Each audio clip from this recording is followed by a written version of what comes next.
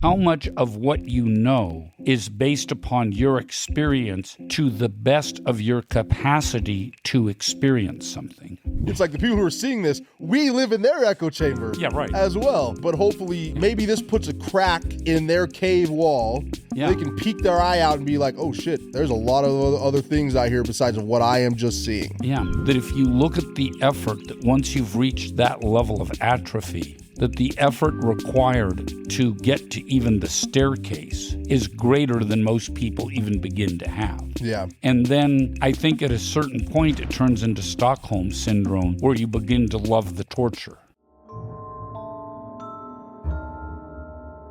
Imagine, if you will, a life where your cigarette is more important than your child, where liquor is more loved than anyone else in your life.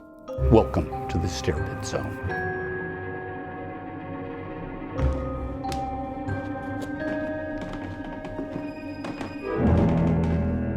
So, hey, good day, good afternoon. Welcome to another exciting episode of the Stair Pit podcast. A couple of great things here, just for those of you that have followed from the beginning. Look, it's my cigarette.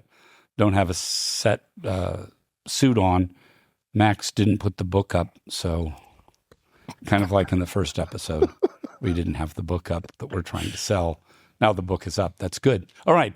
So, hey, welcome to another, take three. Yep. Welcome to another exciting episode of the Stair Pits podcast. I have my cigarette. I have my beloved co-host and good friend, Max Christensen III, who's with me. I'm R.A. Thompson. That's the book, High Quality Italian Water.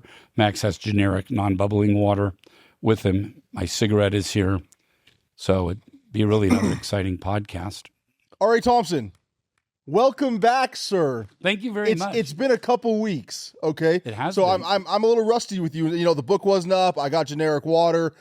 You can see I started to slip a little without your presence here in the studio, okay? I took the liberty of never sitting in your seat, okay? Respected you enough to not do that, but as you can see, everything else kind of slipped off while you were gone. Yeah. So a round of applause, and great to have you back, sir. It's nice that you took responsibility for it versus blaming it on Gino. 100%. Now, I thought you would blame it on Gino, or you might blame it on Caleb, or, CTE. I mean, one of the other, you have a lot of excuses you could have blamed it on. But well, if I knew I was never going to see Gino again, right, absolutely everything would have been his fault. Right. But the fact I know I'm probably going to see him at some point again, and I'm going to have to face the repercussions of whatever I say here, right, I figured I might as well just lay it all at my feet. Yeah. So no, that's good. And also the other theory is this, that you got to figure maybe one or two of Gino's friends or relatives might be watching this because he was in it, and now they're thinking the black dude's going to kill Gino, and that's just going to for sure, 100%. Yeah. I don't need any more problems than what I already got.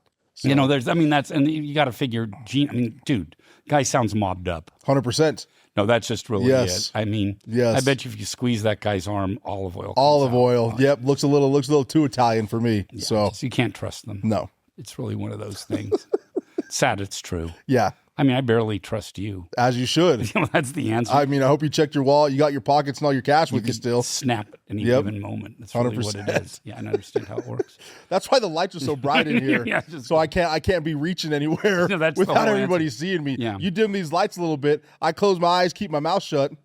Yeah. Hey, we're moving somewhere. Deep trouble. That's really what it is. Yes. Disadvantage is you smile too much. You give yourself. I know. That's the issue. Problem. Yes. Yeah, it's the whole problem with it.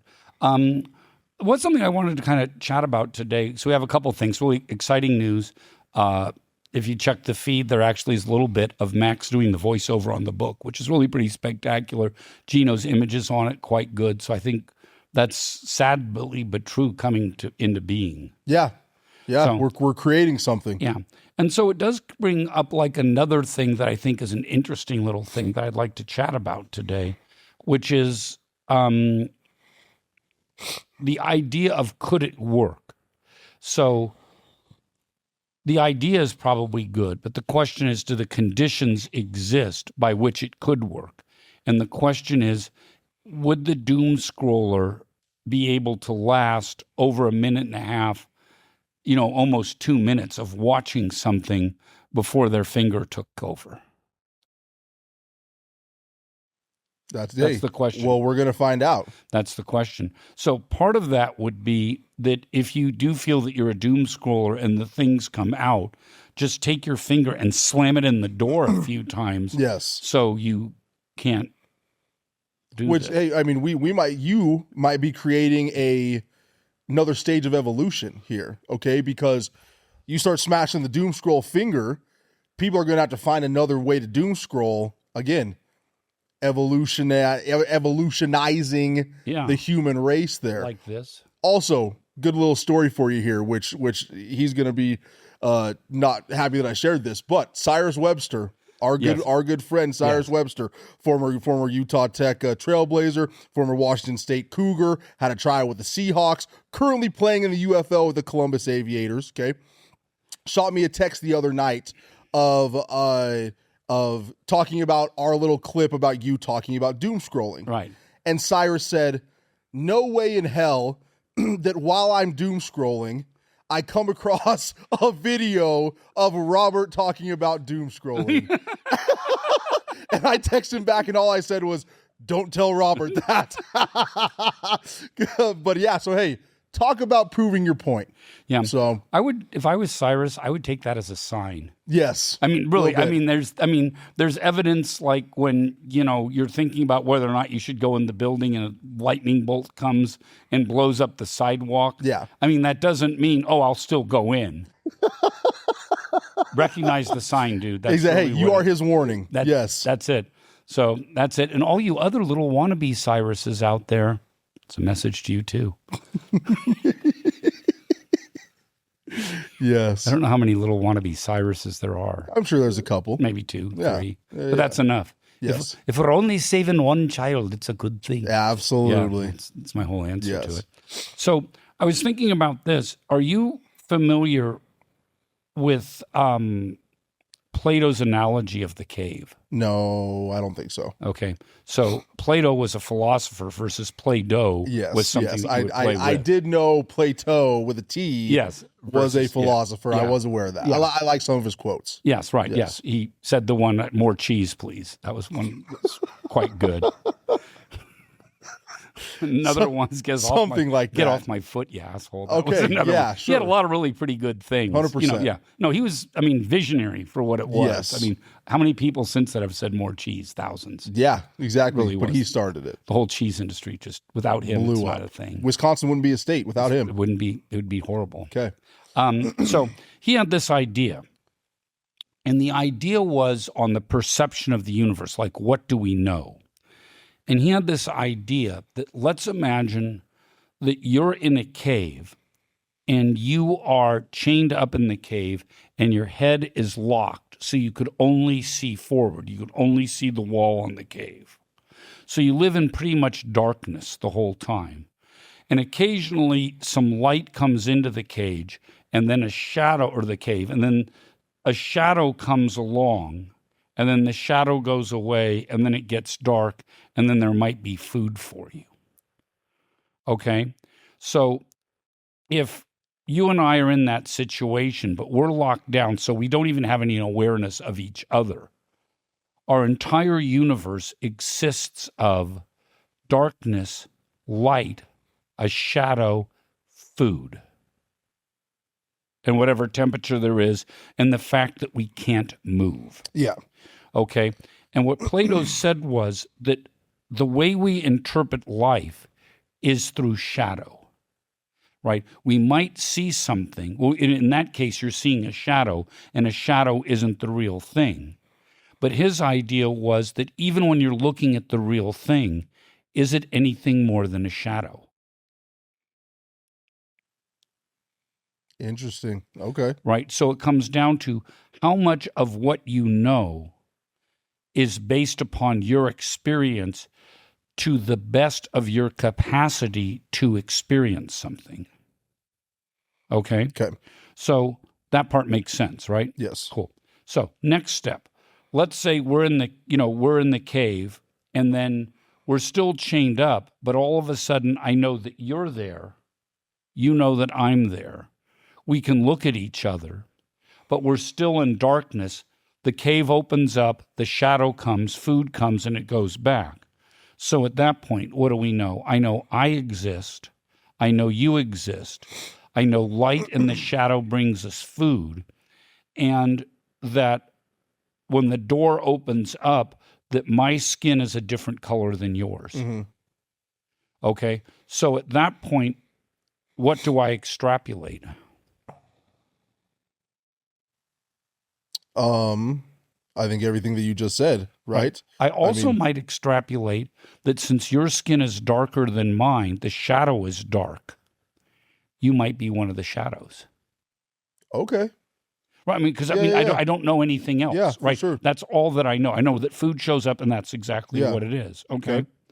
But at that point, I'm making assumptions based upon experience that I have. Right. Yes. And you might think the same thing. You might think, well, shit, I'm a shadow. Eventually, I'm getting out of here. Yeah.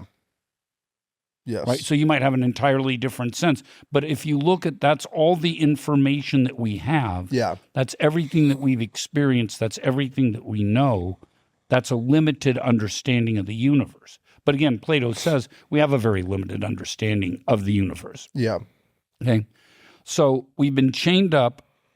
We can move our heads. We've looked at each other. We've had this other thing on it. Now let's say the chains are broken.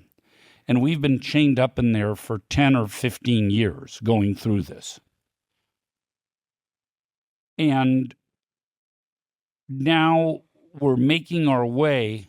We've determined at some point there might be stairs. We've figured out that there might be stairs over by the light where the food comes from. Right? And we've now broken free of the chains, and we're now moving towards the staircase. And we haven't moved. We haven't done anything for 15 years, right? How easy is it for us to move? Probably not moving for a while. It's miserable. I mean, you have a lot better looking calves than I do, even at 67 years old. Right. Sir, props and congratulations to you. They're artificial. I had implants. Hey, I was going to say your genetics favored you greatly, but hey, if they're implants, no, they're implants. Even better. Yeah. So yeah, I'm probably battling a lot of atrophy there. Right. We both are. Right. Yeah. In the legs. Right. So yeah, probably taking a minute to even make the way over to the stairs. Right. Yeah. So it might take us, and we're also scared to death of it. Yeah. So it might take us a long time to get to the stairs and then to figure out how stairs work, how to get up the stairs.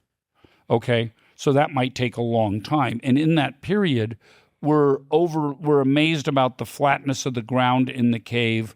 We're amazed about the stairs that are carved into it. We're, freaking out that all of a sudden we're getting higher and higher. It legitimately hurts to do everything. Yeah. And we might not be negotiating the stairs particularly well, and we might be falling. You know what is absolutely hilarious about that is that the second Cyrus fell down the stairs. No, that wasn't it. It all goes back to Cyrus. Yeah. The second you mentioned stairs, I pictured the stairs descending. You pictured them ascending. You pictured us going upstairs. I pictured us trying to fumble going down the stairs. Yeah. I guess I kind of think my cave was descending. Yeah. 100%. But hold the same thing. It's all perspective. Absolutely. Right? Yeah. So I just like that is interesting how because on your situation, shit, we're doomed a hell of a lot farther because we're following all the way down that bitch. Gravity ain't our friend. Yes. Yeah. Yeah. Yes. So in your case, we're totally screwed up at the bottom. In mine, we're fumbling trying to go up. Yes. Okay. So we get up. We're now at the door to the cave. Okay. We open the door to the cave. What's the first thing that happens? We see light for the first time in a long time. True light. Yeah. It scares the shit out of us because what is it? Different. Bright. Okay. I mean, and overly bright. Okay. Yeah. So at that point, can we see anything? No. Right. And then we're also freaked out by color because all of a sudden now we're exposed to color. Yeah. And we're exposed to wind and we're exposed to a different temperature. How long does it take us to orient to the new world? Probably 27 minutes. Minimum. Yeah. Right. Yeah. I would say really good. There might be like cliff notes that we could have read or something like that. Yeah, absolutely. But the answer is it might take more than that. It might take a much longer time because we still don't understand what grass might be, what a tree might be, what a bush might be, where is food, where is water. I mean, we would have, what is the cloud? What is the bird? What we are just looking at damn near everything. Yeah. And all we're just saying to each other is, what in the hell is that? And what in the hell does that do? Yeah. Right. And, Yes. just if you saw, you just saw a bug came by and landed on your arm. I mean, it's like, what is it? Freak out? Does it hurt? What in the hell is it? For sure. It's totally disorienting. Right. Yeah. And so his idea is that that's how you learn things. Right. We live in a world where we are chained and confined by our own limitations. And the things that we see are simply shadows on a wall. And we assign characteristics to those shadows that have no bearing on what they actually are. Yes. Because when we're looking at the shadow, we couldn't even determine if that, first of all, we don't know what a woman is, but we couldn't determine if it's a male or a female or, how tall or how strong or whatever the person was. Yeah. We just knew that it was a shadow. And maybe we were freaked at the size of the shadow as it might expand and contract as it gets away from the source of light. So we're amazed that things hold their shape the right way. Yeah. And if we happen to look down and there's a shadow and we're thinking that's the same shadow that's going to give us food, so we're screaming at our shadow, where in the hell's our food? Yes. Right. So totally distorted version of that. So if you were going to break that down into its essentials, and I actually have some place that I'm going with this. Okay. It's really good. But it's somewhat interesting. Absolutely. Yeah. Yes. Right. And it's like basic philosophy 101 class, but it doesn't change the fact it's still good. Is this an example of what we're looking at is stimulation, right? Stimulation and knowledge. That's really what it is, right? Or it's sensation and knowledge, right? So it's sensation and knowledge. Because before we had sensation and knowledge was limited to a very, very small universe. And now we're expanding it. As we go up, it expands. We get outside the cave, it's huge. Once our eyes get used to it, it expands even more. And now even the concept of the different ways that we might be able to move, maybe up until that point, we've just crawled. And now we can figure out that we could stand up and we could walk, and then walk to run, and then run to be able to do something else. Eventually have enough money that we could get calf implants. Hopefully. Huge. That's the ultimate goal. Yes. That's what chicks dig, is guys with calf implants. That worked for you. It has. Come on now. It's worked out well. Yes. It's the best investment I ever made. So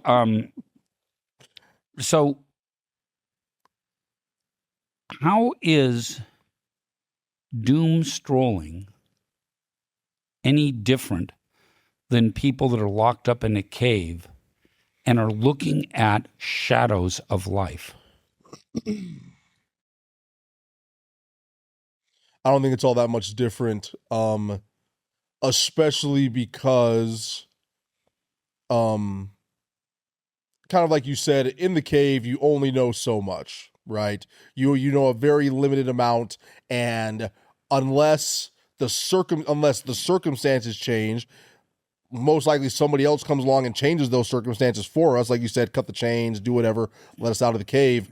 Then that is all you know, and that's all you're ever going to know, and you're going to see like this, right? Horse's blinders on, if you will, right? Doom scrolling is the same thing, and I think social media in general is the same thing because, especially the way that the algorithms work these days, everybody lives in their own echo chamber, okay? Everybody only sees what they want to see. Everybody only sees the opinions that they want to see, the people that they want to see, the different ideologies that they want to see. Right? So everybody lives in their own echo chamber with their own blinders on, thinking that, oh, see, I am right because the entire world that I know, the entire world agrees with the same thing that I do. But what some of us don't realize, it's the entire world only that we know. Exactly. Agrees with what we do, and which is a tiny piece of the pie, like you said, compared to stepping out of that cave, and it's a holy shit moment. There's way more to this thing than I originally thought. Yeah. And I would say even looking at it more in that when you're looking at things in the doom scrolling universe, I would even take a step further that what you're not even seeing is things, you're seeing reflections of things. Yeah.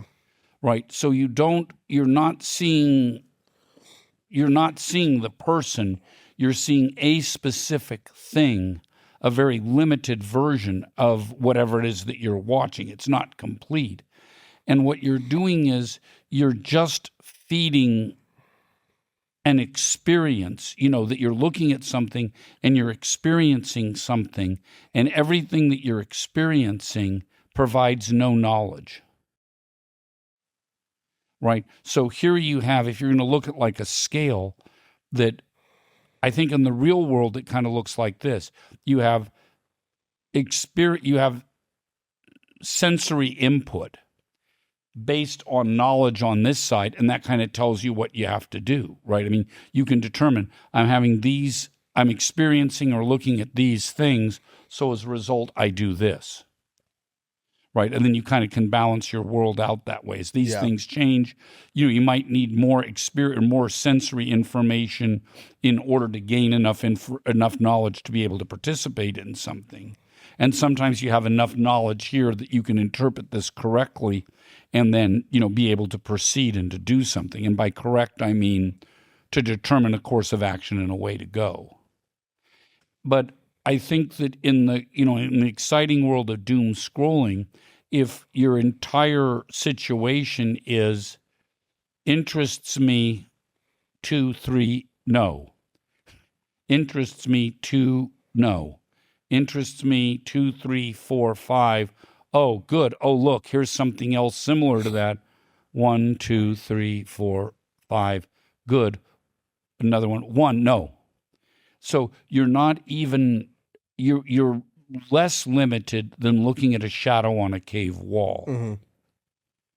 Right? I mean, whatever we're thinking about in the total darkness of the cave, whatever we're imagining in there, that's the extent of it. And it's, like you said, it's an echo chamber. It's a reinforcement of everything that you already believe. Yeah.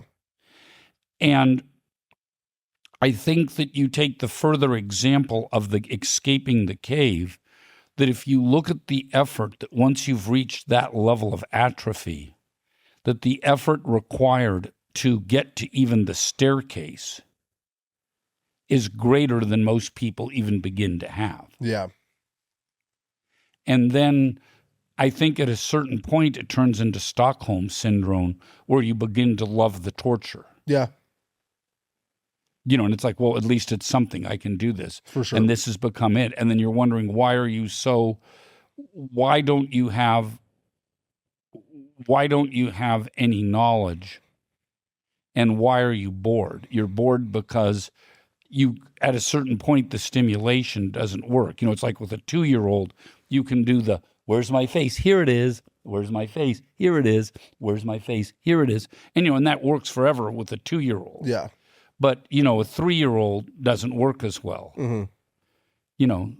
Stone Chick at a Grateful Dead concert, it works again. So there's a point where, it works, that's an then oddly it doesn't go. Specific experience, Robert, that I feel like I'm scared that maybe once upon a time in your former life, you were at an Ungrateful Dead concert playing peekaboo with a girl who was stoned.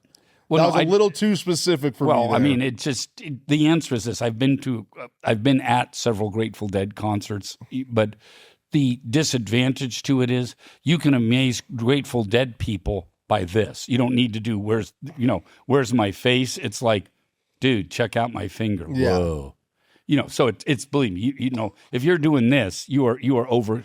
I mean, you are burning way too many calories. To possibly require anything. So yeah, it doesn't require much of anything. Wow. Okay. It's very, very low-hanging fruit. Good to know. Yeah, just in case you're wondering. So I think when I look at the things that are out there, I kind of find it amazing. And this is my idea that what kind of led all of this to it was I was looking at some of the people's reaction to the World Cup soccer thing. And this guy put a video together of how excited he was to be in the United States. And I think he was from like Michigan or something, so he'd never been here. But nice. Nice. Anyway, it was, but anyway, no, he was from like some other place, like England or something. So he's wandering around, and the city hall in Pasadena is beautiful. In post-production, we can put a shot in there, but it's a beautiful, beautiful building. So this guy is going along, and this is what he has. Well, here I am in Pasadena, and it kind of looks like Italy, and it's really pretty, and I can't believe how pretty it is. And it's just a shot of the guy's face. And he goes, look at this. And it's like, turns the camera around, and you've got like a 1/10 of a second shot of the city, of the city hall. Yeah. And then you're back, oh, this is really amazing. And oh, look at this. There's a lantern down the hall. It looks like Italy in 1 second. And then you're back to looking at the guy's face. And then he's walking out to the corner. Oh, there's somebody out there getting married in a beautiful dress. It's a beautiful Cinderella dress. And they turn around in a 1.5 second. Well, I'm really glad to be here. This is such an amazing place. So you tell me that the building is pretty. You show it for, again, Plato. One shadow on the wall. Yeah. You show, here's an interesting light. One shadow on the wall. Pretty girl in a dress. One shadow on the wall. And back to you. Yeah. Dude, your face is not that interesting. And you telling me that something is pretty. You know what I kind of want to see? Pretty. Yeah. Just, it's absolutely pathetic. So I came up with my own idea. Okay. You know what the Hindenburg was? Yeah, was that the blimp that went down in the fiery crash? Technically, the fiery crash. Technically, it's a Zeppelin. Oh, yes, thank you. But that's, yeah. You're right. You're right. It's just what it 100%. is. But it's the same idea. It's a lighter than aircraft. Yes. Okay. So this would be my version of that guy's version of it, right? So this is how you could actually make a really great clip. You get a clip of just a girl crying, okay, and just blubbering on about how horrible something is, right? So you have here I am, and the Zeppelin is landing, one shot of it, then shot, oh my God, it's catching on fire. Then you just play the thing of her crying just the whole time, and then at the end, this is bad, and you show the fire at the end. Yeah. So it's like, it's like, yeah, okay. You missed the entire climax. Kind of missed the entire thing, That's the biggest shark I've ever seen in my life. Yeah. Oh my God, what is it doing to the guy? That's horrible. Yes. And all you see is half a guy laying on the beach. Well, not even that. Oh, this is really terrible. I got new shoes. Aren't they cute? Nice. Yes. So I think that when I kind of look at things on it, I think I can even tie this to the book if I really tried hard. Okay. But I think that a little bit of the story of the book is kind of my own version out of the cave, where it's like I'm out of the cave, then I'm kind of stuck back into this reduced environment. And then it's I think the natural element of what humanity is to escape the cave. And I think the natural thing is to try to, I think that when God created the universe, the stamp, the mold that he made to make the universe, he used the exact same mold to make our brains. And that's why we can understand things. We can look at things. We can perceive things that don't exist. We can recognize patterns. We can and should learn and quest after things. And I think that the doom scrolling thing is a component of the desire to learn something that's been compromised by a sensation. Yes. And it isn't working. Yeah. So you're trying to learn, and that the more you scroll, the less you learn. And then occasionally you find, oh, well, here's a video where a guy's dog is sneezing and it looks funny. I know I'll send this to somebody who I saw sneeze yesterday. Yeah. And it's like, you sneezed yesterday. I don't remember. It was really funny. Okay. Thanks. Yeah.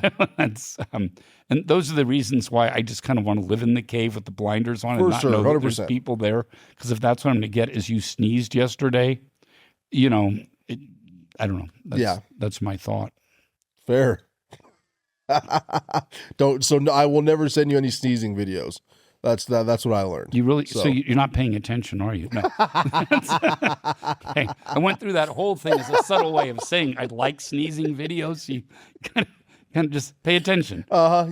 CTE? 100%. Gino? Yes. Cyrus? CTE. Just CTE on that one. Yes, yeah. Cyrus. Bad brain. Yeah. Yes. Just as another thought, since we have talked about Cyrus, a guy that tried hard and a likable member on the team, we should probably talk about Justin just for a few seconds. By all means, go ahead.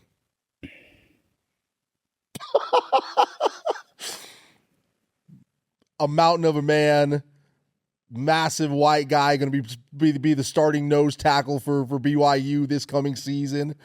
A projected NFL draft pick. I was talking about Timberlake. No, that's never mind. Timberlake? Yeah, whatever it was. Yeah, one of the guys.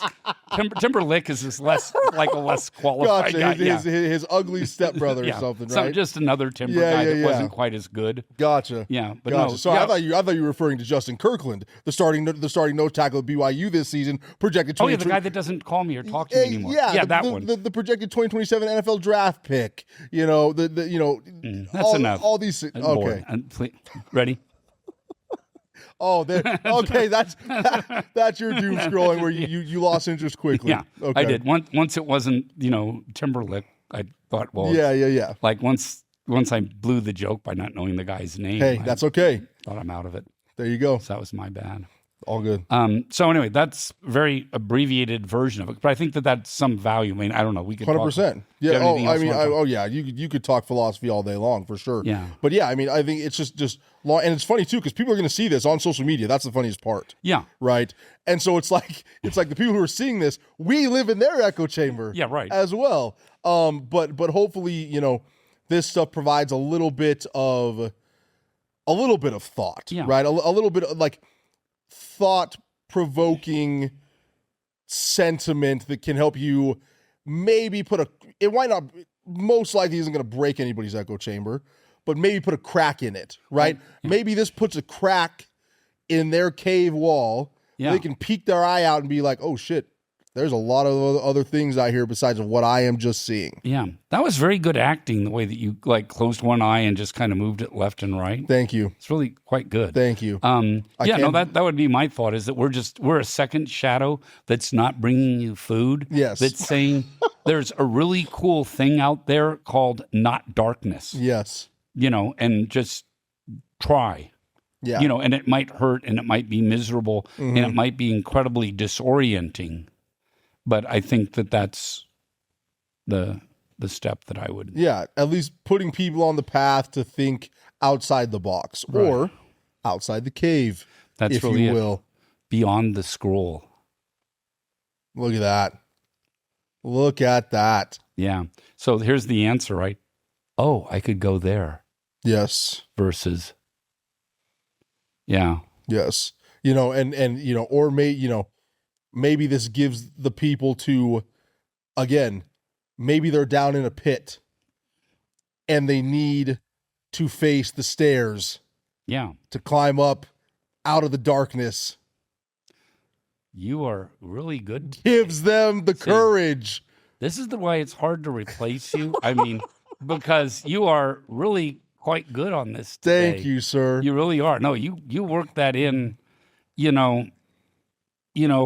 it would be like there's Hughes, only it's not just Hughes. It's like a ton. It's like a Hughes ton of a rocket almost.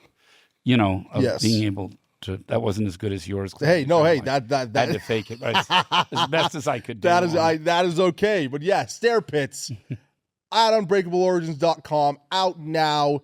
Not simply a story, about the intriguing man R.A. Thompson, but also shows lessons, philosophies, proverbs, if you will, that teach you how to climb out of the pit of your own life and what stairs you can navigate in order to be successful, like this man sitting to my right. Dude, that was really quite good. That might have been the best close. I'm not good at much, except I can cut some promos. Oh, no, that's I good. can cut No, 30-second promos. That was really about pretty good. So Yeah. I can lift heavy things, I can cut promos, and I can be black. Besides that, don't ask me to do much else in life. No, you do a lot of other things really, really well. For those of you that would like a list of them, you could put it in the comment and Max will easily provide it for you.